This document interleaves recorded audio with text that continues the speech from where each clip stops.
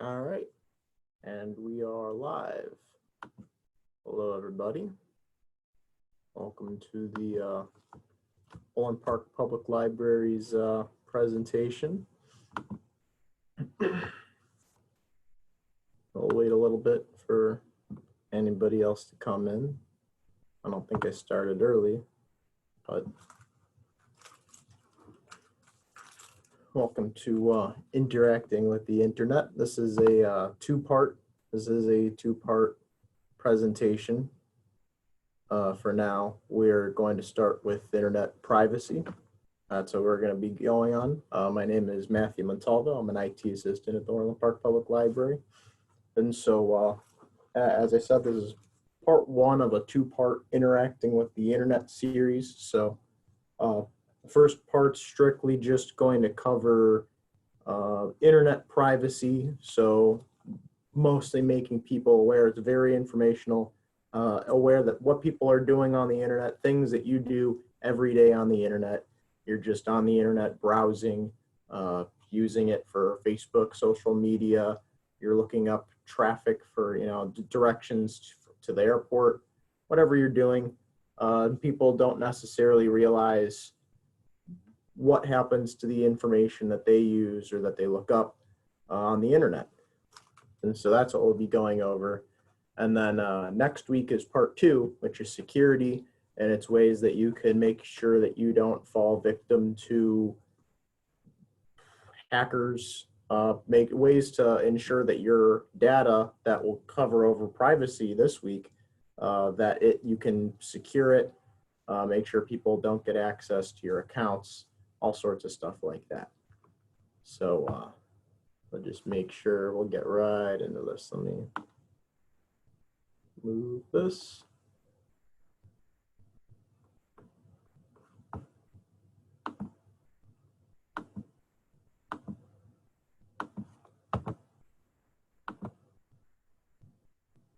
All right. What is online privacy? Online privacy refers to information revealed about a user on the internet and who can access and control that information. All right. Many people who use the internet are unaware who has access to this information or what information they're providing and who is receiving it. That's typically because that's not really something that people think about. You use Google, you're not really thinking about, okay, well, who's getting this information? And when I look up directions to Walmart, because you're on vacation or something and you're not familiar with the area, you're in your hotel room, and you look up, where's the closest Walmart? You need groceries so you can get food for your hotel room or get popcorn or a movie or something.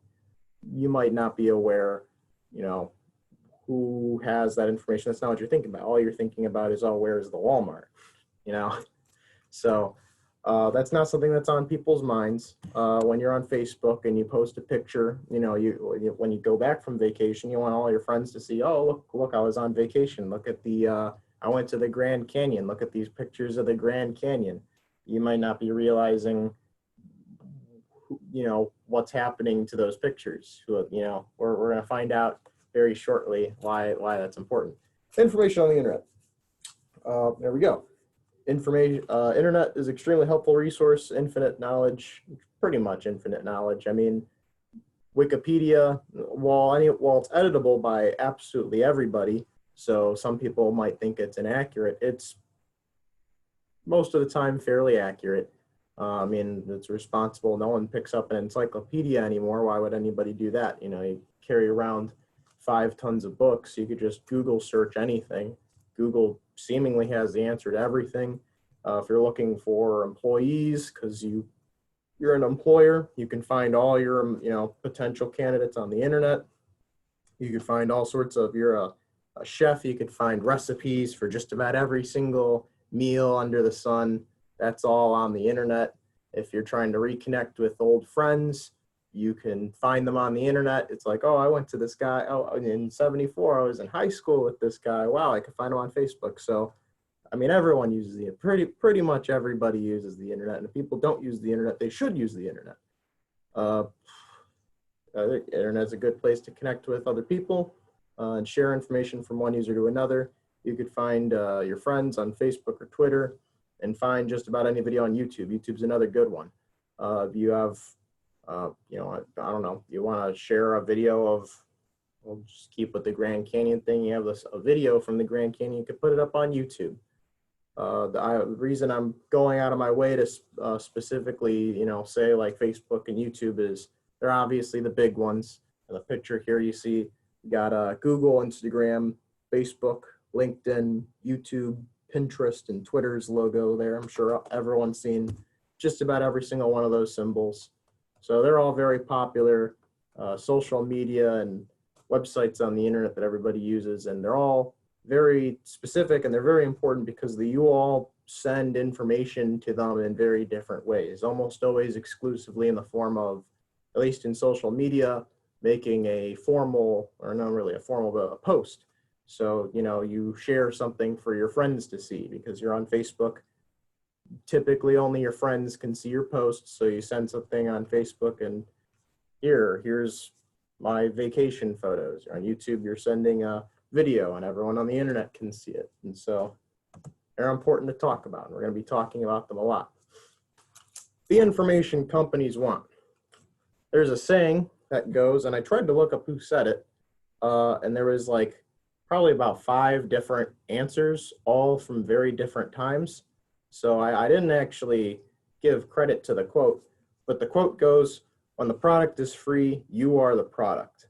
All right, that's a really good way of wording it.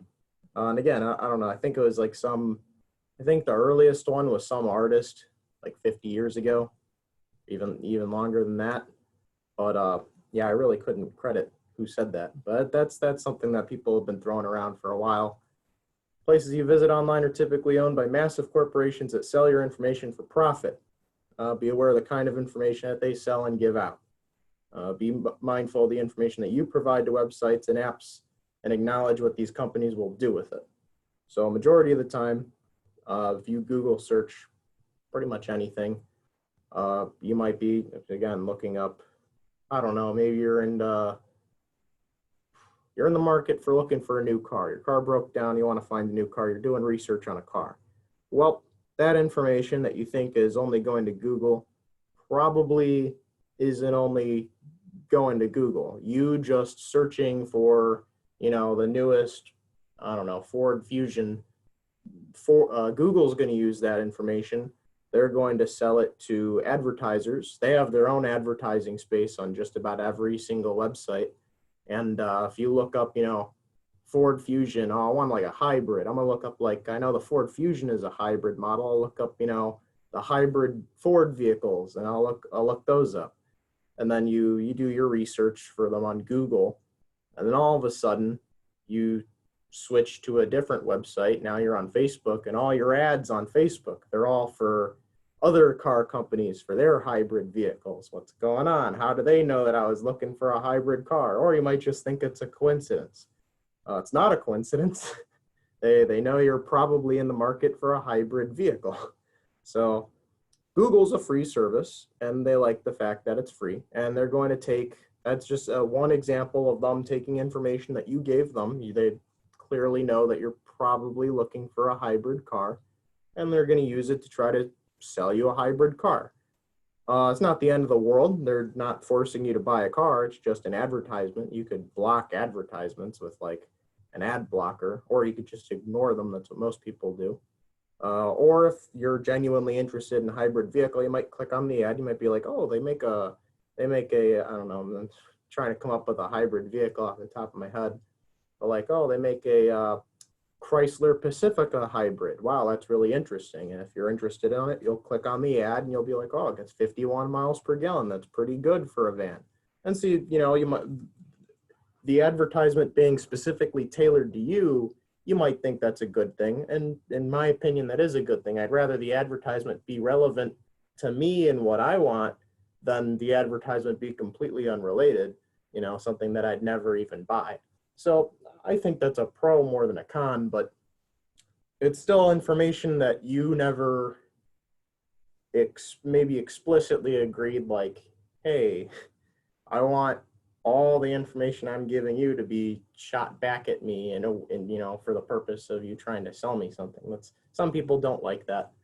I'll continue on though. This is the scary part. What is yours is now theirs. Okay, so simply by making an account or by clicking yes on an agreement, you're typically handing over all legal ownership of information, photos, messages, or anything you provide to social media. All the information that websites and companies typically produce from profiting, all the information that websites and companies typically produce from profiling. So I want to get into now profiling. What does profiling mean? That they receive from forums or by registering a new account. They're typically also owned by these companies. So companies that buy information from the internet typically do so to profile you. They will make a profile of you, and they'll do that to, again, try to make money off of you, sell you stuff like that. They do this, I mean, it's legal. You make simply by visiting a website, you're typically agreeing that they can do basically whatever they want with information. And again, we've covered the advertising aspect. Most people are fine with that. The parts that people probably aren't aware of that they'd be very upset by is you see, whoa, what was the first thing? Handing over all legal ownership of information, photos, messages, or anything you provide on social media. That's been disputed for some time. There's been a lot of court cases specifically with Facebook. So I mentioned earlier, like, oh, you're on Facebook and, you know, you share pictures of when you went to the Grand Canyon. Well, in most cases, if you do that, if you take a really nice photo and it's like, man, I should be like a photographer, I should sell this. Well, if Facebook wanted to take that photo that was supposed to be only for your friends to see on Facebook, legally, Facebook can disclose that photo to anyone they want, and legally it's their photo because you put it on Facebook and you've actually agreed anything you put on Facebook, that is Facebook's. Facebook can do whatever they want with that. So if they wanted, not that they ever would, but if they wanted to take that photo that was supposed to be, you know, it's set to private, only your friends or only a select amount of people, on Facebook, you can set posts so only certain amounts of people or certain people can view your posts. So if I wanted to probably have like 100 friends on Facebook, I can make a post so only like my direct relatives can see the post. So I can take a picture of like I don't know, from like a family reunion, and then only my family can view that post on Facebook. And I probably only have like 10 family members added on Facebook. Well, in my mind, if I'm putting pictures of a family reunion that only my, you know, family can see on Facebook, in my head, I'm thinking, well, only 10 people can possibly see it. But the truth is, Facebook can make everybody see it. And there's nothing I could really do about it. That's their photo. I'm putting it on Facebook. Facebook can do whatever they want with it. Again, they'd never do that. It's not like Facebook's going to magically change your post's privacy settings so it goes from only viewable from the groups that you say, so your friends, they won't make it public, and they're never really going to disclose everything to the public, but they could. Legally, they can do whatever they want. That is their information, they own it, and they're allowed to do just about whatever they want with your photos. YouTube's harder to talk about. I know YouTube has been going through, YouTube's owned by Google, and they have changed just about every 6 months. There's a giant legal fiasco with how videos on YouTube, who owns what content. There's a whole bunch of like copyright disputes and how they handle information. So I'm not sure. Most of the time, the average person who posts a video to YouTube, Google technically has some form of ownership of the video, but I'm not sure. It used to be straight up anything you put on YouTube is owned by Google. That's theirs now. And if you're making money off of it, that's fine, but they should also make money off of it, and they should always make money off of your videos. So that's how that was. Now the federal government said that that's illegal for them to do that. So I know they changed their rules a lot. but we'll see if I can come up with any other examples. We'll continue for now. Private information posts are all not private, so I went over this. Websites typically are given quite a bit of information just for using their services or visiting their website, such as your location. There isn't always a warning, pop-up agreement, or anything like that. So typically, most people have seen these sort of warnings or agreements before.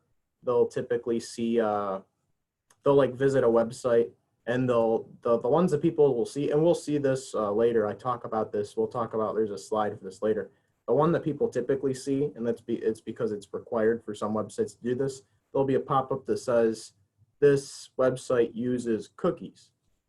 People don't know what cookies are, so that you know, that's an interesting one. But no, sometimes it'll be they'll visit a website and there'll be a pop-up that says, here's our user information agreement, or however their legal team wants to word it. It's always different. But it's always going to provide, it's always going to be like a well-worded document that basically says, hey, when you visit our website, here's the kind of information that we take from you. Here's who owns it, we do. Here's how we're going to use it. We're allowed to do this with it. And by visiting this website, you're agreeing to everything that we say. And most people don't read it. And of course, because it doesn't say that as quick as I said it, it usually says it in probably about 2,000 words that no one's ever going to read. They scroll all the way down, they say, hit I accept, and they do whatever they wanted to do on the website. So, but you're essentially handing over, you're saying, yep, all of my information is now yours. Do whatever you want with it. So, but there's not always going to be a warning or a pop-up that does that. If you scroll all the way down to like a website, if you're on your computer, or if you dig into certain settings on an app, it's usually under like a terms and service agreement, something like that, a privacy agreement. It's usually buried into the website. And basically what companies can do is they could just simply declare, they could just like decree in like a document, like simply by using our website or our app or program, you are agreeing to this document that we don't have to show you. And that's good enough for the government. So that's all they really are required to do. And so you can visit a website and be like, oh, it didn't tell me to agree to anything. Well, you don't have to agree to it. Simply by visiting the website, you're agreeing to them essentially making their demands of, hey, you're giving us information we're allowed to disclose or sell the information. And that's important because it's like, what, they sell information? I can't imagine that selling information is very profitable. But part of the reason that Facebook is one of the largest companies ever is because their main market is selling information. That's how they make basically all of their money. Facebook makes all of their money by selling information. And when you think about it, it's like, is that true? Of course it is. Think about what it is. Think about what kind of information. The website that probably gets the least amount of information from you is probably a site like YouTube. Most people go on YouTube and they look up a specific video, they click on the video and they watch the video. That's all they really do. So YouTube's probably not getting too much information from you. The average person that visits YouTube isn't giving away too much information. Facebook is pretty much designed around giving and disclosing information. I mean, the first thing you do when you register an account on Facebook, what do you get? Your full name, first name, last name, and then they say, oh, you press continue. Where do you live? What high school did you go to? Where do you work? Add all of your friends. So what does Facebook know? They know all of your friends. They know where you live. They know your name. They know where you work. They have, basically, they have you. They know pretty much everything about you. You can like stuff on Facebook. They know everything you like. If you're, they can literally create an advertising profile of you that's like perfect. They can pretty much accurately guess, and they're required to disclose this. If you go into Facebook, I wish I wrote this down so people could try this. Most people have a Facebook. If you don't have a Facebook, that's okay. It's actually a really good thing because then you're not falling victim to this. But somewhere in the settings, one of the privacy settings, it's privacy, and I think it's called add profiles or add sections. You can view the profile, the advertising profile that Facebook has made for you. It's scary because it's not typically information you've given them. It's information, we'll go back. It's information that they've just like determined. And so I've been using Facebook for quite a while. I've had Facebook for like a decade. I don't use it quite often, and I don't give out too much information. I've never put like my exact address. I think up for the longest time, I never even said what town I lived in. I just said the state that I lived in. I did put where I graduated high school. So I had where I went to school. And really, that's it. I liked probably a couple pages, but because I've been using it for so long, when I go to my advertising sections in my profile, it will say like a pretty accurate profile of like who I am. And it also says like my exact location, like it'll say like geography. This person lives in, you know, somewhere around, it'll say like they live in the Midwest. This person lives in Illinois, Chicago suburbs area. And it's like, whoa, that's really specific. How does it know I live in the Chicago suburbs? What? And it'll like keep going. It'll be like, person likes sports cars.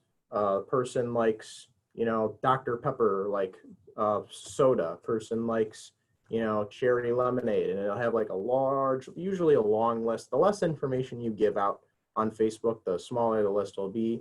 But it'll say like whether you're conservative or liberal. It'll say whether you are, you know, it's a pretty detailed list. It'll say whether you're whether or not you're looking into buying pretty much everything. It's they have all of your information. They're going to use only so they could try to sell you stuff. So it's not like they're like an evil corporation. They're trying to give out your information to the average person. They're giving your information to people that are selling you stuff. Advertisers. That's really all they're doing it for. But when Facebook has 3 billion users and they're all giving their information, and there's a bunch of companies that are looking to sell you stuff, you know, that's lots of profit for Facebook. So that's why Mark Zuckerberg is a billionaire. I wish I could do that. Cookies and advertising profiles. So, all right. An internet cookie, I said we're going to get back to this. Internet cookie is a small snippet of information sent from a web server to a user's web browser where it's saved. All right, so it's not like an actual cookie. When someone thinks of an internet cookie, or, you know, a lot of people don't actually know what it is. They just see like, oh, would you like to clear the cookies on your web browser? And people are like, what? I have cookies on my web browser. That's awesome. You know, where do I get this? I don't know, I can get some famous Amos cookies or some Oreos in my web browser. Obviously, you can't do that, and it's not a physical cookie. It's a bit of data, and it's stored on your computer. And that's important to remember. It's stored on your computer, all right? It's been proven that sometimes advertising and profiling from companies is determined by the cookies on your web browser. You can delete your cookies at any time because they're stored locally on your own computer. They are on your computer. So a cookie is not something that Facebook has of you. No. That's your computer. When you shut off your computer, those cookies are still on your computer. But like if I took your computer and threw it into an incinerator, those cookies are gone. Don't know why you'd do that. There's much easier ways of deleting your cookies. You could just delete the cookies. You go on Google Chrome, you could just delete it.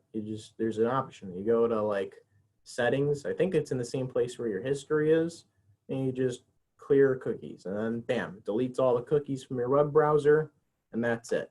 I know advertising on, I want to say Bing. I use Bing, I don't use Google, but like Google too, I'm pretty sure Google works the same way, as long as you're not signed in, because that's when you sign in, it's no longer using cookies from your web browser, it's using information stored on the internet from the account that you signed into. So if you have a Google account, or if you have a Microsoft Bing, if you have a Bing account, Microsoft account that you're signed into when you look stuff up, your searches and those cookies are no longer the ones that are on your computer. Those are now the ones that Microsoft or Google have of you. So if you don't sign into Google and you want, if you don't, let me give you an example. You don't sign into Google, you go onto a computer and you go on Google and you look up, I don't know, you're looking up competing TVs. You want a Samsung TV, you look up Samsung TV. You're looking up a 55-inch Samsung TV, cheap. It's obviously, everyone wants a cheap 55-inch 4K Samsung TV.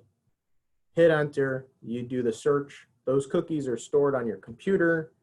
Google now knows, oh, this person on this computer wants a 55-inch 4K Samsung TV.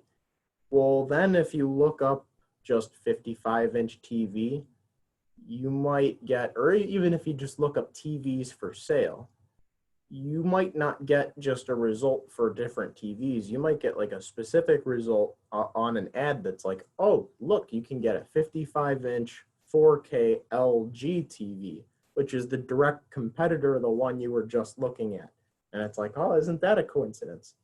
Again, no, it isn't. They're taking the information that was stored on your computer from the last search, and they're like, oh, well, this person's in the market for this specific thing. We're gonna use that.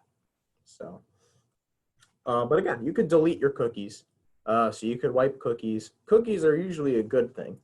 When you go on Google and you go to search for something, literally anything at all. If I looked up Orland Park Library on Google, and then I went, I don't know, went to sleep, woke back up, and went to google.com again.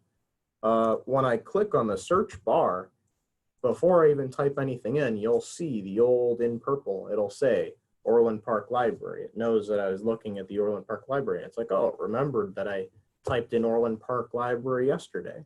And it'll have all your old search results. Those are cookies. Those are from your cookies. So if you wanted those to go away, if you wanted it to stop auto-filling with all of your information from before, that's because of those cookies that you left on your browser. And so if you delete your cookies, it won't do that anymore. If I looked up Orland Park Library and hit enter, and then I deleted my cookies and my cache, but all the cookies, clear that from my web browser, the next time I go on my computer and I go to google.com, that won't be there. So, but again, that your mileage may vary. If you sign into a account, if you sign into Google when you do that, that's not something you could delete now, at least not on your computer. That's something that you're going to have to go into your Google account and clear your search history and clear. They give you like an option to clear all data. They're claiming that they're clearing all data. What they're doing is they're making it so you can't view your own data, and they're storing the data. You can sign an agreement that says, I want you to delete all my data, and they'll say like, well, we'll kind of delete it. I know on Facebook and on Google, there's agreements where you can make, where you can say like, can you delete all my data? And they'll say, well, sure. They'll make it so it won't be given to advertisers anymore, or so they say. But I'm not sure that they actually delete the information. Legally, they're not totally required to, unless you jump through a lot of hoops to do it. And they do make you jump through a lot of hoops to do it. Targeted advertising and information algorithms. So this gets more into how, here's two advertisements, two actual advertisements of two of basically the same car. These companies profile you based on information they buy, and they have AI, or computers cater marketing strategies to sell you stuff. Ads by Google and ads on Facebook, Instagram, or YouTube are tailored for you and based off of the information that you give them or have given them, even if you don't know it. Simple act of viewing a single ad or visiting a specific site can help provide more information so these companies can profile you. So yet again, you go on Facebook, you see an advertisement on the side, you're like, oh, 0% interest for Audi whatever. So whatever the Audi sedan is. And an Audi is a premium luxury German, it's a luxury German sedan. Well, if you ignore the ad, nothing really happens. It's just an advertisement. Whatever. You don't have to click on it. But if you do click on it, Facebook will know that you clicked on the advertisement. Audi will know you clicked on the advertisement, and whoever hosts the ad space, usually Google. Google owns most of the ad spaces on the internet. And you'll know, typically on the corner, it'll say ad, or it might even say Google ad, and you'll know that the advertising space is managed by Google. That's important because Google has, I think, more than $1 trillion. They're a really big company. They have actual basic like artificial intelligence, AI. They have machines that have algorithms that could basically determine, based off of every click that you've ever made on your computer, on all your accounts, they know what you're looking for, and they know, or at least they claim they know you more than you might even think you know yourself. At least if they want to sell you stuff, if you've bought stuff on the internet, they know what you're willing to buy, and they know how they can get more money from you on the internet. And so they use the AI and they use all the information that they could possibly buy to try to get more money from you. It's mostly just companies giving each other information and then buying it off of each other for profit. So, I mean, that's incredible. But we'll go back to the example I was giving. You're on Facebook, you click on the Audi advertisement, you click on it, bam, you just initiated a thing. Now Facebook knows you clicked on the ad. When you go back to Facebook, you'll start seeing, oh, you get an advertisement for a Mercedes. What's a Mercedes? A Mercedes is also a luxury German sedan. It's not a coincidence. Facebook knows, oh, this person's in the market for a German luxury sedan. We should try to sell him one. He clicked on the Audi, didn't buy it, or maybe you're going to the dealership. They don't know, but clearly, if they know you're in the market for one, or at least they think you're in the market for one, they're going to throw more at your face. That way you can buy one. And the people that actually buy it is like Mercedes. Mercedes isn't specifically probably going to each website and asking for, advertising space. What they do is they go to these companies. So we'll go Google. Google has a advertising program that does all this. Mercedes will go to Google and be like, hey, we want ads. We're going to pay you to handle advertising, because Google will handle the algorithms and targeting who gets what ads. So Mercedes will pay Google a nice several million or $1 billion to do advertising for them for a year or so. And then they'll shoot a specific quantity of ads to them for a specific amount of money every month. And that's how they handle advertising. And if they just gave, a bunch of Mercedes advertisements to, I don't know, if they gave, let me give a better example. Let's say a Ferrari. If they put all the Ferrari advertisements to people who live in northern Alaska, which I can't imagine there's too many people that live in northern Alaska, but let's just say people in Alaska. Can't imagine too many people in Alaska are going to be buying a Ferrari. It's a pretty terrible place to buy a Ferrari, I don't know why you do that. If they went out of their way to give like a bunch of bikini advertisements for men, I can't imagine a lot of men are going to be buying bikinis. So, they're never going to do that. That's why they have Google handle it with their, AI.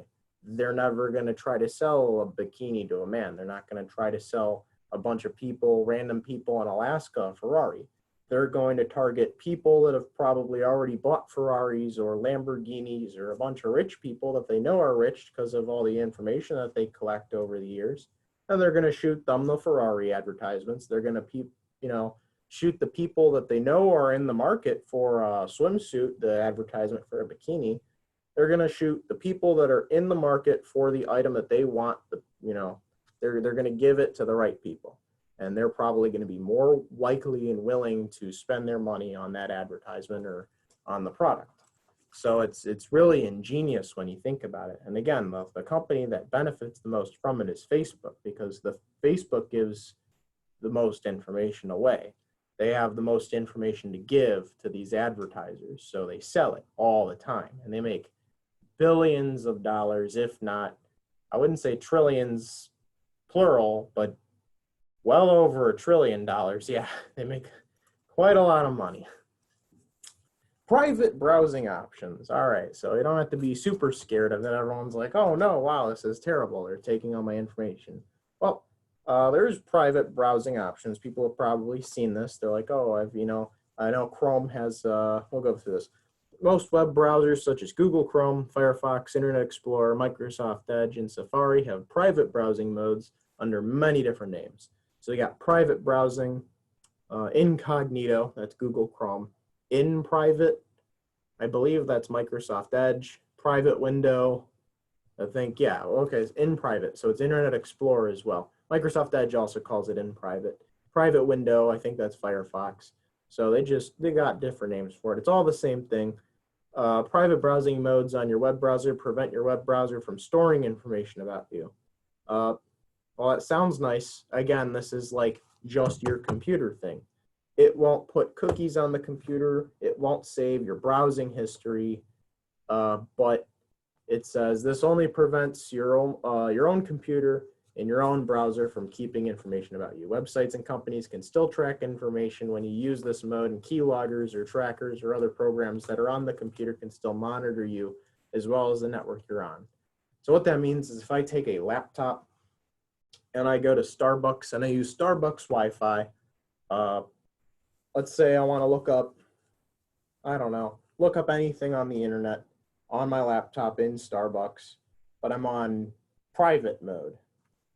What that means is everything that I look up while I'm connecting to Starbucks Wi-Fi on my laptop, the search history won't be stored on my computer, but all the searches that I'm making, Starbucks knows what I'm looking up because I'm using their internet, and they're able to see what I'm looking up on their internet. It doesn't matter that I'm in a private browsing mode.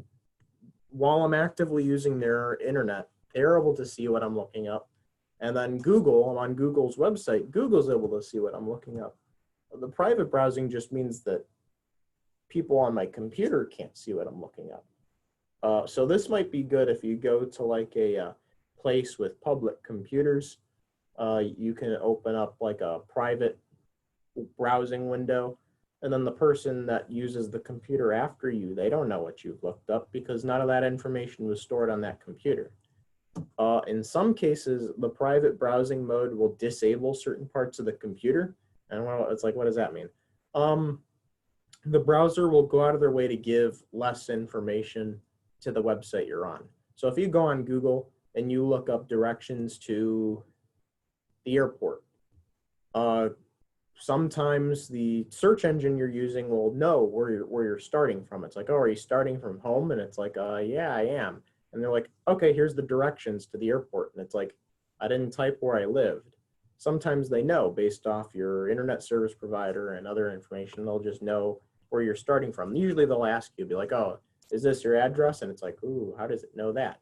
Of course, they know where you are. At least they have a general idea. At the very least, just about every website should know the town you're in. They should at least know the town. So if you're in Orland Park and you make a search, if you Google, I think if you type in where am I, it should give you a general idea of like you're in Orland Park, Illinois. In a private browsing mode, they'll essentially not narrow down, I guess even the opposite. They're going to widen that range so they don't know you live in Orland or that you're making the search in Orland. It'll just say Illinois. Or sometimes they might like kind of totally hide it where it'll be, you might show up, you're in Iowa. It could be totally wrong. Most browsers don't do that. Some do. Some of their private browsing options do. They'll purposely like mess up the location tracking. And that's a good thing for some people. If you actually care about that, you can actually make it so you appear in a completely different country even, and that your IP address, which we'll go over this next week, that's more of a security thing. You can totally spoof people's like your own location. That way, when you look something up on Google, Google doesn't know where you are. They think you live in Canada or even like Austria or Russia even. You know, you can pretend you live anywhere by connecting to those servers. But that's a security thing. That's what we'll talk about next week. But your location is something that most of these websites and any app on your phone, your location is something that they definitely have. Private browsing, sometimes, not all the time, sometimes they'll do their best to make sure that they have less of a general idea of where you are. Search engines. So sites like Google and Bing are backed by massive corporations like Alphabet Incorporated. I don't know why they'd rename themselves like that. That's terrible. It's a terrible name. I liked Google better. And Microsoft, you know, these are $1 trillion companies. Fantastic. They'll immediately use the searches that you make to tailor advertising and other search results toward, based on your previous search history, and they sell your information. We went off of this. This is the other one. I said Facebook is a really good example of a company or a website that sells your information like crazy. Well, the really big ones are like Yahoo and Google. You literally type in information to them all the time. That's all they are, is you're looking stuff up. They'll keep it for forever. They'll keep your information for forever and sell it so they can sell you more stuff. And of course, they'll never directly tell the user that. They don't directly tell people like, hey, we're gonna keep all your information to sell you stuff. They'll be like, oh, we keep your information, that way we give you more accurate search results. And it's like, oh, okay, sure, you know. And they're not wrong. That's more accurate because they've made an advertising profile for you, and they know what you want. So they're gonna give you stuff that you want. If you look something up on Bing, and I look something up on Bing, the same thing, we might get different results. The third and fourth result that you get is going to be different than the third and fourth result I get most of the time, because they're going to have the list of results different depending on the profile that they have for the people that are making the searches. So if I don't know, if I look up TV and you look up TV, if I really like, TVs from Taiwan, and you've never looked up, TVs on your computer ever before in your life, if you look up TV, you're gonna get a bunch of different TV results. And then I'm gonna get only TVs that come out of Taiwan, because my search engine knows, oh, he only likes TVs from Taiwan, or, whatever. So yeah, not all search engines keep or sell your information. DuckDuckGo, people hear of DuckDuckGo all the time. People that don't use it, they don't know what it is. What's DuckDuckGo? It's an example of a search engine that protects a user's privacy by not selling their information and not profiling their users. So DuckDuckGo is a search engine like Google, and think of it like Google, except they don't care about the whole selling of information thing. All they really do is they take your search and they do the search for you. Essentially what people think Google does, but Google doesn't just search stuff for you. They will straight up sell all of your information. They'll sell your livelihood. DuckDuckGo doesn't do that. It's like, oh, you want to look up a TV? Here's TVs. There you go. We're not gonna sell your information to Samsung so they can try to sell you a TV later. They don't really care about that. So people really like DuckDuckGo. They think it's like a super freedom, fantastic search engine. For the most part, I think it is. That's pretty awesome. I think that places shouldn't store your information and sell it. You can look up examples you can Google, and of course Google is gonna keep that information, but you can look up on a search engine websites that don't sell your information. You can look up social media platforms that don't sell your information. There's not going to be a whole lot of them. They're not necessarily going to be very popular. So I can't imagine that DuckDuckGo, for example, is as popular or as accurate as Google is. But part of the reason Google is as big as it is because they make money from selling your information, among other things. But like Facebook, the reason Facebook's so big is they sell your information. They make a lot of money off of it too. So, but continue on here. That was really it. I didn't go over a whole lot. Internet privacy is more like it's a very broad topic. There's a lot more. I went mostly over advertising. That's really the only information that people should know about internet privacy. Most of what I want to say does fall mostly under the category of security, but it's hard to go into security without talking about privacy. So that's why it's a two-part class. You notice on the 11th, I believe that's next Tuesday, we'll be going over the security portion where we'll talk about, I think half of it's going to be mostly talking about things you could do to secure accounts and stay safe on the internet without getting your information stolen. And the other stuff's just going to be talking about like internet security in general. We'll have some examples of all that next week. So that's going to be a really cool one. But we have social media marketing basics, job hunting, and then is cloud storage right for me? That's another good one.